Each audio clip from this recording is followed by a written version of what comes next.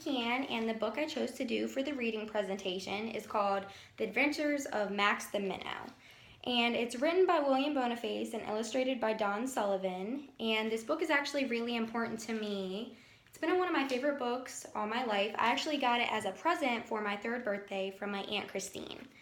And I've always thought it was super cool because of its crazy eyes, and the illustrations are so cool. And it actually has a note in here from my aunt, and it says, "For Kian on her 3rd birthday. I love you, Aunt Christine." And here's the note.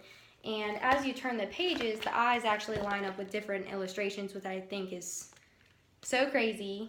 Even as an adult now, I still love this book. And I'm gonna tell you the background of the book and then read you some of my favorite parts. So it starts off as, there was a school of minnows once that lived within some cracks. The quickest and most clever one of all of them was Max. Each day he watched the big fish play and slowly shook his head. "Now why do they have all the fun?" the tiny minnow said. So he saddled up his seahorse Sam and said to all he knew, "I'm off to ask the others how to be a big fish too." His friends all cried, "You're crazy, Max. The food chain starts with us." But Max had bigger fish to find and questions to discuss. He went and asked the hippest fish that he had ever met, a manta ray named Morris A., who led a jazz quartet. "I digs what you are asking me, but one thing I don't figure. Why you don't groove the way you are, no smaller or no bigger?"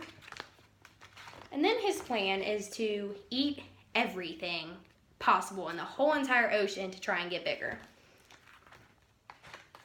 So he decides, maybe I can puff up too, Max told his seahorse Sam. "If I can't be big naturally, I'll eat until I am."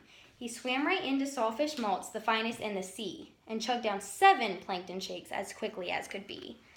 And after that, he continues to eat pizza and noodles, Chinese, and then he starts to get pretty big, but mostly he got fat. So when clownfish passed him, they all snickered at him.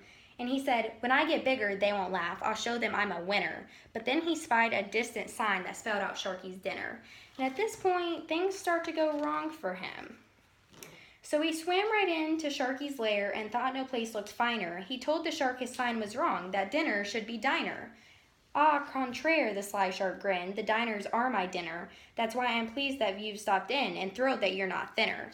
At this point, Max starts to realize that maybe this is not the best choice. But he did learn a lesson.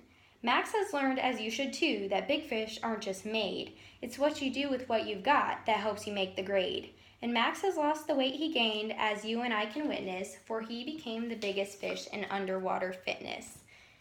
And that's the end of the book. So basically, it just shows, you should be happy with who you are.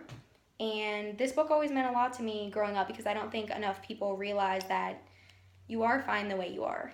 And then another cool thing this book has, all the fish in the book, it actually goes deeply into the anchovies that Max did not eat on his pizza. Talks about them. Talks about the blowfish he wants to be as big as.